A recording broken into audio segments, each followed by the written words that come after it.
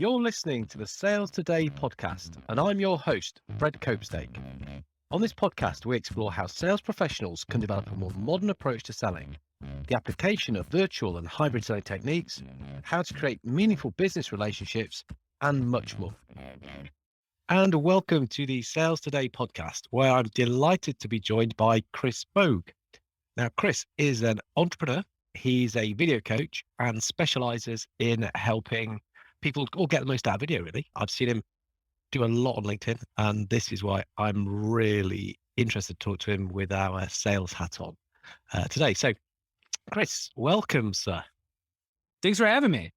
No, it's a pleasure. I've seen a lot of your stuff and I've enjoyed it. Lots of different sorts there. There's a character we might see a little bit later on, but I don't know. I'm not gonna count my chickens yet. But before we get going, and I've got some questions about, why salespeople should be creating content and how they can do, how they get started. Could you just give us a little bit of your backstory? Because I'm not sure if you're a salesperson really at heart, or a sketch writer or coach. Tell us about yourself. Yeah, I'm kind of hard to put in a box. So my name is Chris Bogue. I'm a business owner. I train individuals and sales teams how to make video content that's super short. I did do sales for 10 years.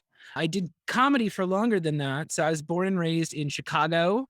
I wrote and directed sketch comedy shows at Chicago's Second City, where many of our most cherished SNL comedians came from. So Tina Fey, John Belushi, Chris Farley, Bob Odenkirk. There's no shortage of people who came from the Second City. And they teach this very classical style of performance and satirical sketch writing. And I did a lot of improv. I did a lot of comedy. And I did sales to pay the bills. And then I was selling to universities.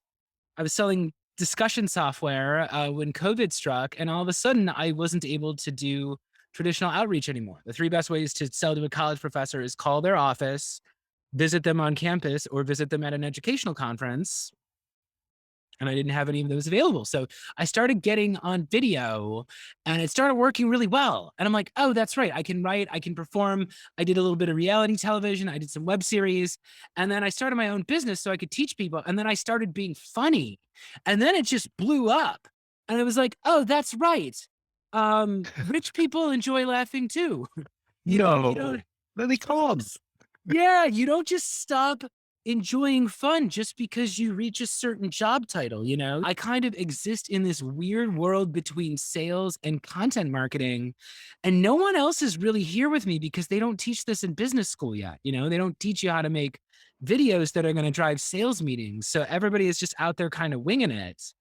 And I decided that I'm going to get really into that. So that's been my newest project for the past year, is just getting all in on, like, how do you make video effectively? How do you do video in the B2B world that isn't cringy and terrible, that is fun and honest and educational and thoughtful, but that also drives business? I see so much crap out there where it's people just trying to be funny and it's random stuff that has no connection to their business. I have found my little niche on LinkedIn where I make really fun stuff, but it's also stuff that's more effective than cold emailing, which, if you look at open rates and conversion rates these days, cold email is not doing very well, and they are only tightening up the rules on spam filters. So yeah, that's why I'm betting on content and video and gravitating away from the old spray and pray method of email outreach. So this is an important thing. Whatever we're going to be talking about going forward now, let's keep in mind it is because it is more effective. This stuff works. It's not just about messing around, having a laugh, and purely entertaining people. Alan, you're probably telling me that it works because it doesn't. No, glad you mentioned that. It's effective stuff, yes. It's effective stuff. Yeah, you think I'm out here getting the laughs because it's fun? No. Do you ever try to make people on LinkedIn laugh? They're animals, Fred. They're animals who crave success and hustle porn. It's like, you really have to go out there and, like, I felt like I was. Well, here's the thing too. People see me doing funny stuff out there, and I do some ridiculous stuff on LinkedIn that we can get into later.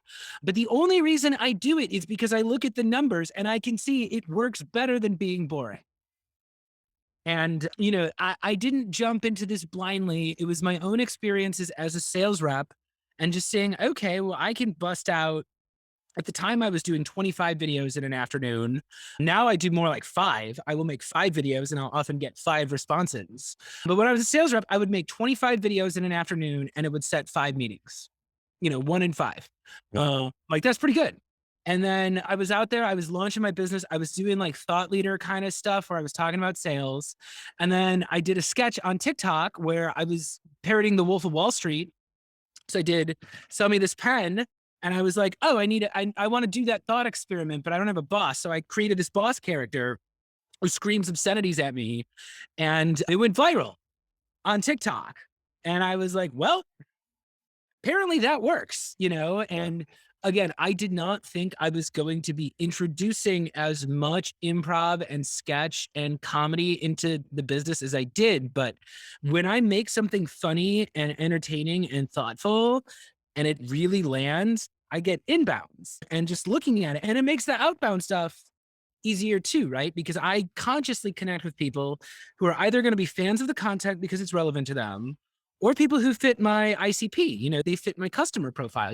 So if I'm going after someone, they are the level of decision making that I need to influence, and they keep clicking the like button and they keep commenting on the videos. It's so much easier to send them a little 30-second video being like, hey, by the way, did you want to have a chat about coaching? It makes you a known presence in their life. And my content looks like sketch comedy because I spent so many years doing it. When I coach people, I am not necessarily coaching them to make sketch comedy. Many of my clients, like for example, teachers are great on camera, right? And I say, if you are a teacher, if that is what's comfortable to you, if you like teaching people, if you like training people, if you were a teacher, then get on camera and teach. But the important thing is that you are being a human being and you are connecting with them in a way that's a little bit more honest and a little bit more raw than what they're expecting on LinkedIn, which on LinkedIn, they're expecting artificial, cringy nonsense that people pretend to like because it's quote unquote professional. But just telling it like how it is actually much more compelling. That's cool. So this is interesting. So basically this stuff works, video for a start, but it's not that you're going to turn everyone into like being some kind of comic or sketches. It's no, just first up, get using video. That's what I'm hearing first in some way, shape or form, because that puts you across. We can hear you. We can see you. We're starting to connect with the person, whatever you're doing. That happens to be funny. Great. But it could be something else. Yeah. And this is the thing that, like, if you've studied at the Second City, it makes perfect sense. And if you haven't, I have to do a little bit of explaining, because when you take improv courses at Chicago's Second City, the first thing they tell you to do is, okay, breathe in. Now breathe out the need to be funny. You're not going for jokes here. Do not try to make me laugh. And improv is this weird art form where it's all about listening and it is all about playing off of another person. And some of the most famous characters from Saturday Night Live are just a person doing an impression of their dad. And what they teach you in Second City is that you're funniest when you're trying not to be funny, And if I am up on stage and I am playing a comic version of my father, instead of asking myself, what's the funniest thing I could say? It's funnier if I stay true to what my dad would say, and the situation will be ridiculous. It'll be like a dragon or something, but it's like, what did my dad do? Well, my dad talks about super groups from the 1960s a lot that I've never heard of. So he's going to start asking all these obscure questions. And the more I channel my dad, the funnier it is for the audience because they see my dad acts like that too, And oftentimes people on stage at the Second City or in SNL, they're just playing a slightly different version of themselves. And Yeah. when I coach people to do stuff on TikTok or when they're making funny videos on LinkedIn, I'm trying to find a way to get them to play into their real emotions and their real feelings, And if you watch some of my videos where I'm doing character work, the character is very similar to me, but I will be playing a more stressed out version of me, or a more annoyed version of me, or a more evasive version of me, or a more impatient version of me. But it's still just me, and I try to get people to be their most natural self out there because you discover things about yourself that are funny that you don't know is funny. And I tell the teachers to go out there and teach because they have all these little idiosyncrasies, all these little charms, all these little quirks that they don't even realize that they're doing. And that's their personality, that's their charisma. And the more you just put it out there and you don't try to force it, the more people identify with it. Yeah, no, that makes total sense. So let's go back to this thing that you said, and I cringed, and you were cringing while you said it, and it's about this so-called professional stuff. Because we share an opinion. I'll go with it. If you really listen to it, Chris is now shaking his head again. There's like, I think he's going to bang it against the wall in a minute. But go on, to explain what you mean by that. Because yeah, I know we're on the same page with this. There's just like, oh God, where do I even begin? Well, for one, like the business communication processes you see at 99% of companies were designed when people would log into a work computer at 8:30 in the morning in their office and log out at 5 p.m. And that is just not how, especially people who do office work, that's not how they function anymore. And it's very automated, especially if you're doing sales things. Everybody has read the same guides on how to send follow-ups and how to write cadences. They're frankly too forward. People are sending these 22-year-old sales reps out there, sending a completely cold email to they don't even know the person's name or company, and they're expecting a calendar meeting to come out of it. And then, yeah, on LinkedIn, I keep talking about TikTok because I think it's important culturally what's happening in the world with TikTok. But the way I describe it is like CEOs and rich corporate executives were very good at the Instagram style of fame, right? Hmm. Instagram was all about photos. It was all about glamour shots. It was all about beautiful locations and flaunting your wealth and your status and your success. And TikTok is weird, man. It is this weird international talent show. It is like the best way I could describe TikTok is it's like vaudeville. Almost. It is very big and ridiculous. There's lots of singing, there's lots of dancing, there's lots of salacious women making eyes at the camera and being flirtatious. And CEOs don't know what the hell to do with that. They're like, they want to show you that they're perfect. And they went to Harvard and they sold their first business when they're that. And I'm like, guys, that's not what this is about. You have to show up and be fun for 15 seconds, you know? But no one taught them how to be fun. And they're like, and I'll hear them and they'll be like, well, comedy, it's one of those inexplicable things that you just either you can't learn it. And I'm like, of course you can. Where do you think Bill Murray learned it? Where do you think John Belushi learned it? They went and paid for classes at Second City and then they learned from the directors. And that is a thing you can learn. You just never needed to learn it because before you could outsource that. CEOs could just hire an agency to come in and make a video and they could throw it on their website. And it's like, yeah, you know what? The year's 2022 and they want to see you. They want to see you're a real person. Can you do that? See, because you're talking about people who are already putting themselves out there and doing something that's just a little bit off point. Now, I'm thinking more about companies who are saying, no, we're not having people on camera. The people are a bit ugly, they're a bit scruffy. We don't know what they're going to say. Let's get an exploded version of our product and spin it around 360 and put a nice little light on it and put that up there and everyone's going to love us. I mean, that's how I see the unprofessional stuff. And we'll put it on the company page and then everyone can share it and job done. That's social media box ticked. Next. Honestly, Well, but that's how I've seen it. it's because they're afraid they don't have a guide. They don't know how to do anything else. And I said there was a number of reasons why I decided to take this route I've taken in life. One of them was a study about the 2020 election in the United States. Now, I do not talk politics on LinkedIn. I do not, my coaching is like anyone can do it. It does not matter who you voted for. But I was very inspired by this study because it was a bunch of researchers and they wanted to answer the question, what changes a person's mind? Mhm. And they were studying swing voters. So these are people who voted for one party in the year 2016, and then they voted for a different party in 2020. So this is an incredibly small, incredibly important segment of the electorate. And they wanted to figure out what convinces a person like this to change their behavior. And they studied the ads and they found that the ads that were too Hollywood, where it was too many crazy graphics and transitions and numbers and all this stuff hitting you, people didn't trust it. But when it was a person talking straight to the camera and was like, hey, I'm voting for Donald Trump. Here's why. Hey, I'm a farmer. I live here in Florida. Here's why I'm voting for Joe Biden. That was what did it. And once I learned that, and you could see this yourself, Fred, the next time you're on Facebook or scrolling through something, these billion-dollar companies, these Fortune 100 companies, they pay for ads where someone's like, whoa, hey, just me and the friends here hanging out. And they're trying to look like a regular person because that's what people trust. They don't trust the media. They don't trust institutions. They don't trust politicians. But if someone looks straight at you in the eye and they're speaking your language and they're saying relevant things, you kind of can't help but listen, especially if they're only asking for 30 seconds. And yeah, once I saw that, I'm like, lucky for me, everybody's got an Yeah. advanced phone in their pocket. You don't even need to have a good one. Like, if you have an iPhone 7 or better, you can take HD quality video and it looks amazing as long as you're in good lighting.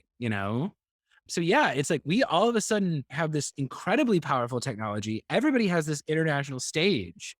And I feel like companies just put themselves in this very small box where I'm like, guys, this is the scene in Jurassic Park where the raptor taps the fence and they realize the electric fence is down. And it's like, you could get in front of anyone on Earth with a little bit of thoughtfulness and a short video.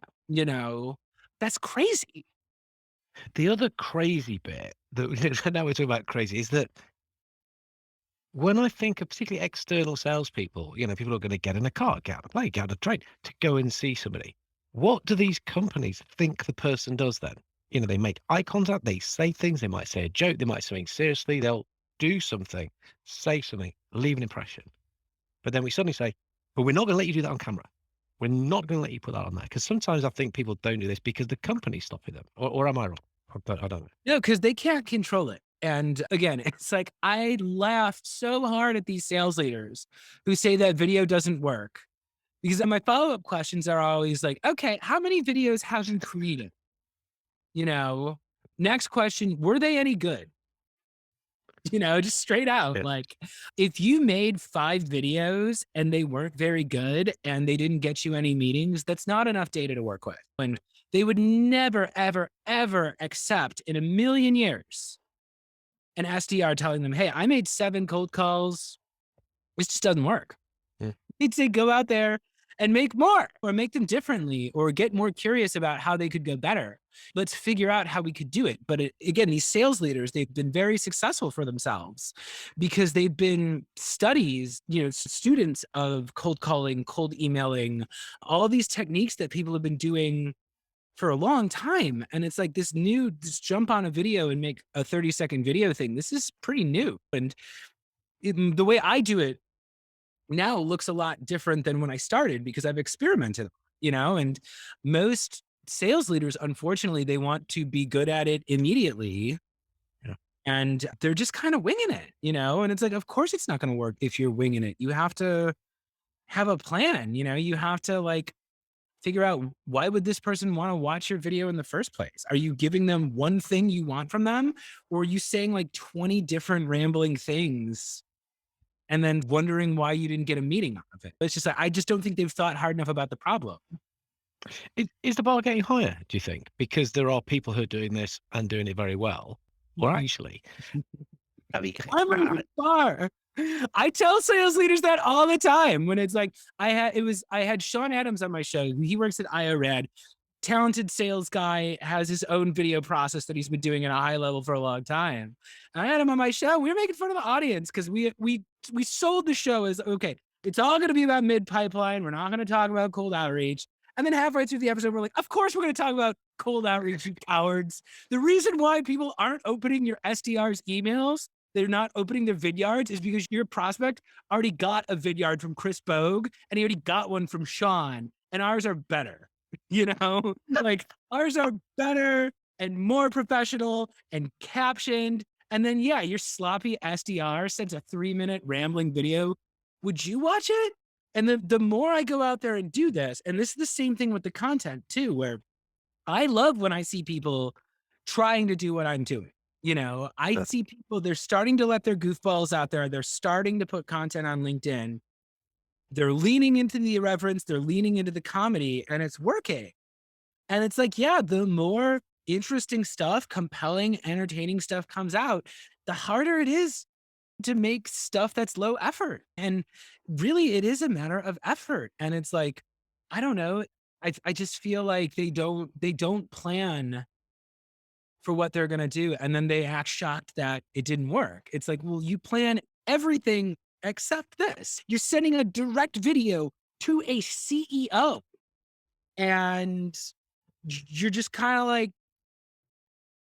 I don't know. I'm losing the words here, but it astonishes me that so few sales leaders are thinking about this when all I see is potential. And all I see is like, man, I am trying to do some interesting things here. And I have not even begun to scratch the surface of what video can do in the business world. Like, That I've got, said, are we, is it a bit of a paradox? Are we kind of at a tipping point though, in that someone could listen to this now and go, well, actually, if I'm too far behind, there's no point in me starting.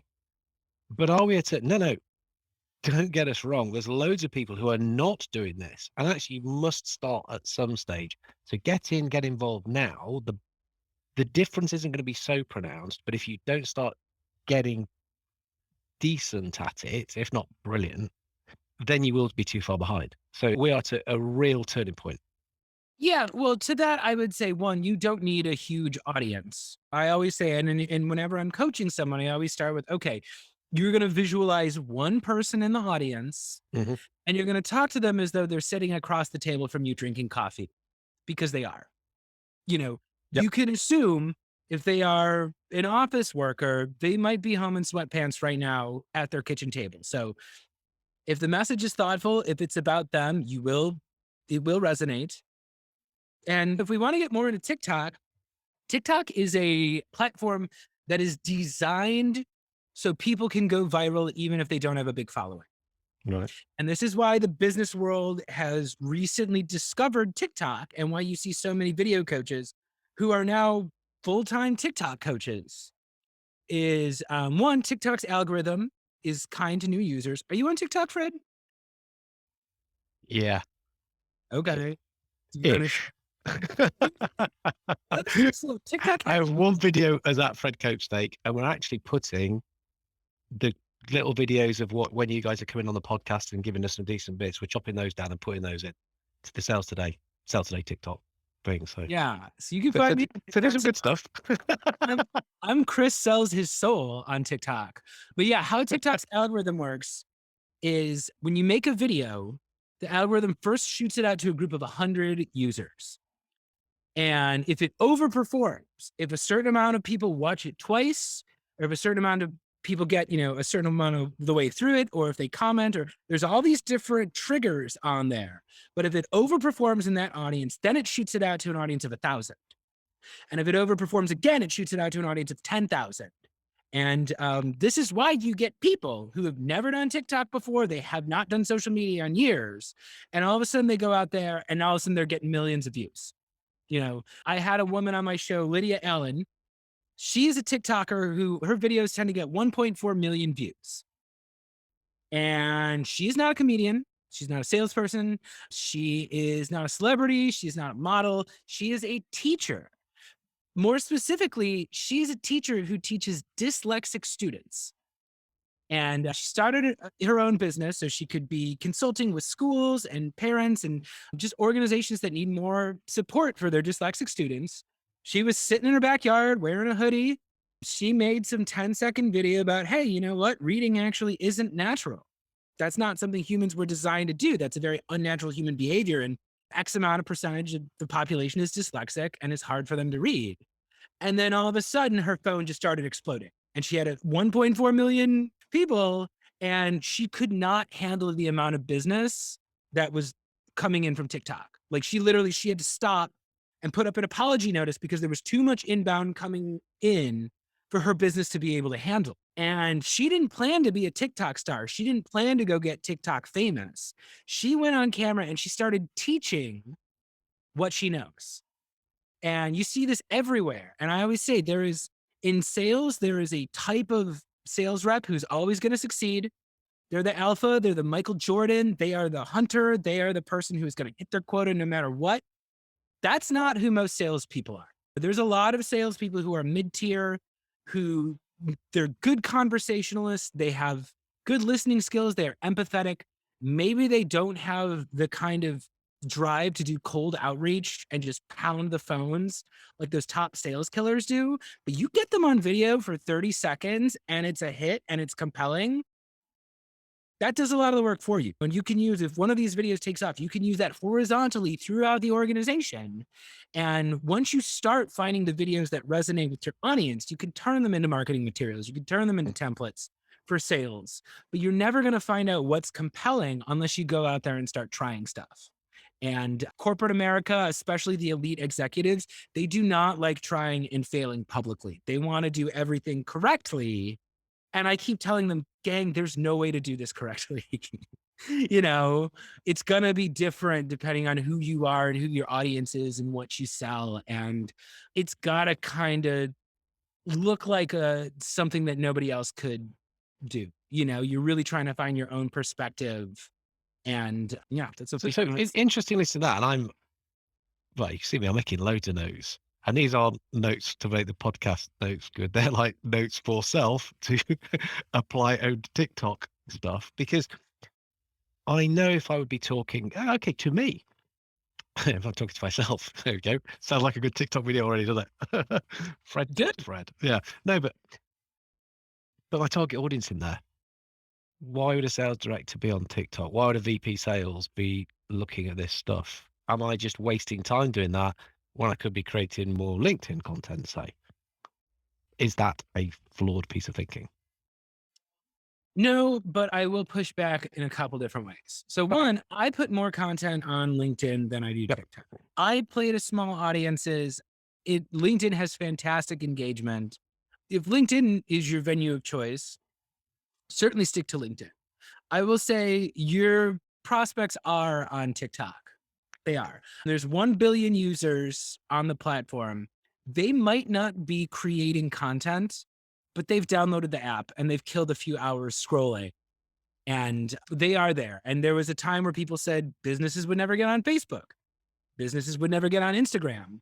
They always do. And there's always a moment when that organic faucet shuts off. So it's like, I remember the day organic stopped working on Facebook because I was a comedian at the time. I had a weekly show. Every week we would try to pack the house, right? So you had to sell about 100 something tickets. And we did. We would put out a Facebook invite. We would send it out to our fans.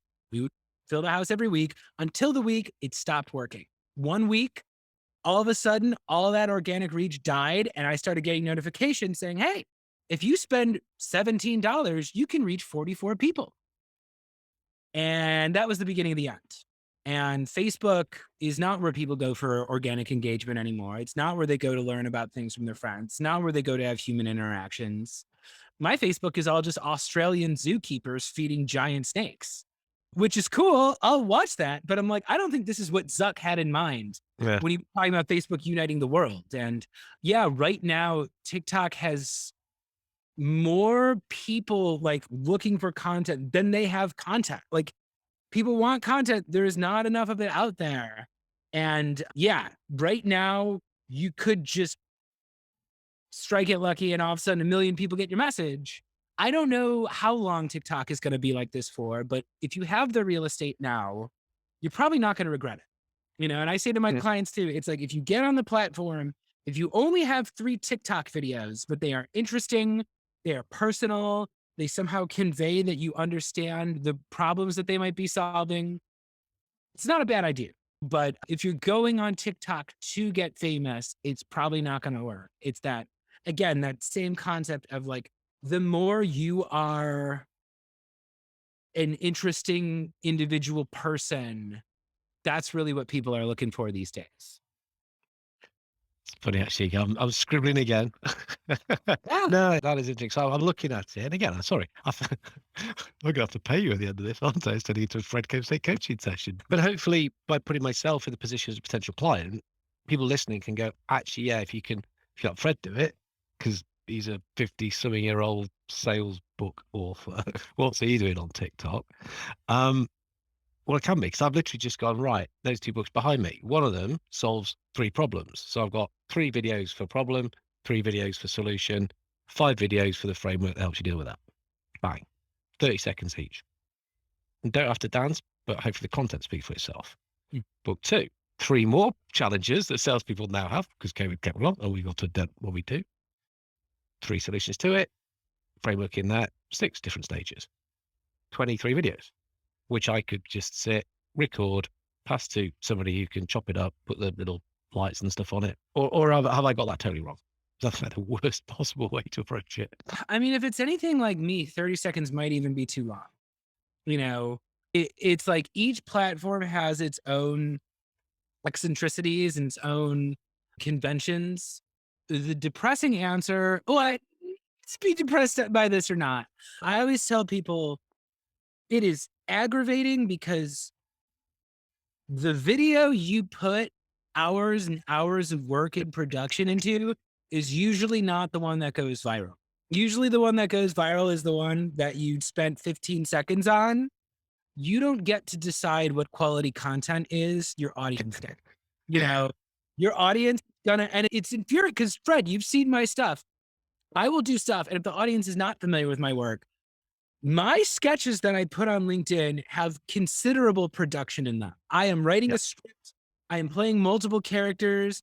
There is music. There is super fast edits and stock footage and animations. And I am intersplicing these lessons about business and comedy. And I put a lot of thought into them. And sometimes they bomb. And sometimes the thing that I just kind of rattled off, that is what my audience needed to hear. And all I can do is take note. And I always say about content creators, what you want to do is when you're starting out, get very curious about the feedback. When I started making videos, my friend who I have a mentor who he's been doing the YouTube thing for a long time. He got YouTube famous, years ago. Now he runs his own company and he's got his own staff and all this stuff. But yeah, he instructed me. He's like, when you make those initial videos, keep an eye on who's clicking the like button and the heart button and send them a DM. And then, yeah, ask them if there's anything particularly that they liked about it or if there's anything that stuck out to them. And what you want to start doing is you want to start creating like mini audiences, and for Mhm. me, I think about my audiences as like several different people. Again, I'm always having one person in mind when I write a piece of content or make a sales video. So it's like one of my audiences is salespeople. They know sales, they think about sales, sales is their life. They enjoy corporate bro. If you've ever seen him on LinkedIn, his comedy is very funny. They like irreverent, kind of offensive stuff that kind of bluntly satirizes the sales. So I give them that. That is one audience that I play to. I also have this other audience that hates sales. They hate sales. They hate LinkedIn. They hate the hustle culture. They like me because I'm a little artsier, right? I come at it from the perspective of a sketch comedian and a director of performance, instead of a sports coach. So writers, creative types, shy types, types that don't feel comfortable selling themselves, that is another audience. I have a third audience that is accessibility advocates. One random thing that I do that most content creators don't is I write my own captions and I write jokes into my captions. I make sure my captions hit the audience exactly the same as the spoken words do. I adjust the timing. So the captions are timed just like a regular joke is. So I have a lot of audience members who are deaf, or they talk about accessibility or they talk about captions. And the more you have these little sub audiences, now it's not me thinking about what's the most, compelling thing on earth I could say. I go, you know what? I haven't done anything for the salespeople in a while. I'm going to make them something funny that they'll enjoy. Okay, you know what? I haven't talked to the accessibility people in a while. I'm going to do something that's interesting to them. I'm going to highlight something from their world that would be useful for my audience. And the more I do content, the more it's like I have different audiences. I know what each audience likes. And now it's just a question of can I give them more? And if they want more, if they're clicking the like button, if they're sharing, if they're engaging with it, yes, I can go ask them for a business meeting. And yeah, some percentage of them is going to say sure. And I just think that's a better way to do it than like spamming people's email because Lord knows I do not open my emails anymore, even if it's my mom. I'm sorry, I just don't. And that's what, again, let me underline that bit. And that is why we're doing it at the end, because this stuff works. It's effective. You are giving people a little bit of something. So there's all kind of psychology, like reciprocity and all this kind of thing, as well as Yes. human piece. And it is working. Yeah. So, right, we might have got a little bit frightening for some people, as in setting up TikTok and doing things. But what you said is it's not all dancing. Nope, doesn't have to be that. A salesperson who's done nothing whatsoever, who might be listening to this, I haven't done a single thing. They're probably not even posting on LinkedIn, let alone putting a video on LinkedIn. Probably don't even know what Vidyard is, so you might need to explain that. What would be the one thing that they should do as a result of listening to this to just get that journey going? To just get the journey going, I would say turn on your phone on your camera and just speak about something you know for 60 seconds. Most people get into content creation, they go on camera and they talk about what they know. If you're a salesperson, take the top 5 objections you get from people or the top 5 questions you answer. That's 5 pieces of content right there. If you don't even want to go that far, if you are a sales rep and you are trying to hit your quota and you do not even want to send video, take notice of who in their company is. And I always say, all these sales gurus talk about, oh, lead with value, provide value. Okay, well, if the company is paying to put content out there, your engagement is valuable. And they only do that because, like, they're paying for marketing because they want to be perceived a certain way. So if you go on LinkedIn, if you go on Facebook, if you go wherever they are investing in marketing, you're going to get an idea of how they want to be perceived. And if they don't have any content out there, go to their press page and find their press releases. At the very least, you'll be able to see their big initiatives they're working on. You'll see what they want to be noticed for. And that's what I notice whenever I'm doing my outreach. I go, hey, I know you guys just did this event. I know you are the leader in this. I know your values are this, this, and this. And that's why I think we should meet. I work with sales teams. I help them get videos out there so they can set meetings with their, clients. And yeah, let me know if you would be open to a conversation about this. Kind of my format for video is I say, you're doing this, you're working on this. I know this is your goal. I help companies who are dealing with this problem that you guys might be experiencing. And if you want to meet with me, respond to this message with anything. I say, if you want my calendar, shoot me a thumbs up emoji and I'll send you my calendar. And if this is not for you, if I am like totally off base here, just let me know. You could even send me a thumbs down. If you don't have the words, I will note that this is not of interest for you. But either way, glad to be connected and I'll keep enjoying your content. And yeah, again, often if I'm doing outreach, I will do 5 videos. I will usually get 5 responses.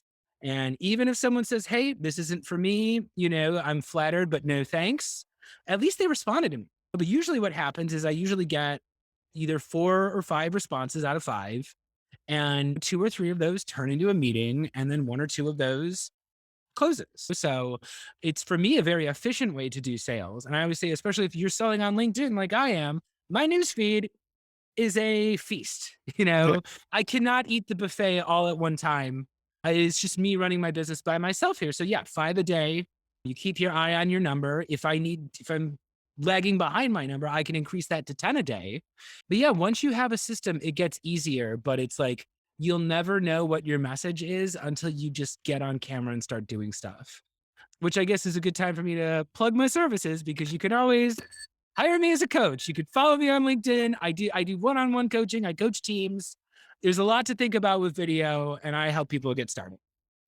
Brilliant. So where are we finding you? Finding you on LinkedIn, finding you on TikTok, YouTube? Yeah, so you can find me. So I'm on most Everywhere. So you can find me, Chris Bogue, on LinkedIn.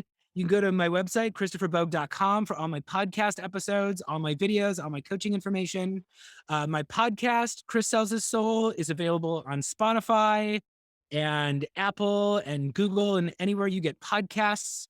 You can find me on TikTok at Chris Sells His Soul, or on Twitter at Chris Sells Soul. And yeah, I'm friendly, so you can send me a DM. I do a lot of just social selling and a lot of just, I think this is just a very interesting moment in time.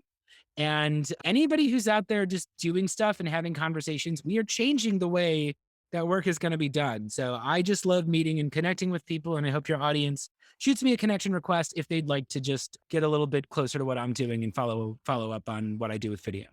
Or even just get a bit of entertainment during the day. Because seriously, mate, well, you know I enjoy it. And the most important question, I mean, that was the most important is the context, but how's Vague Man? How's my buddy Vague Man? You've not Venkman, mentioned him. he's all right.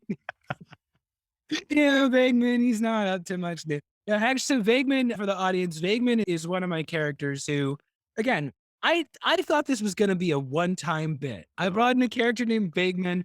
It's me wearing this cape and standing in front of like a blurry background, and he just says very vague corporate things, like the most non-committal language you could imagine.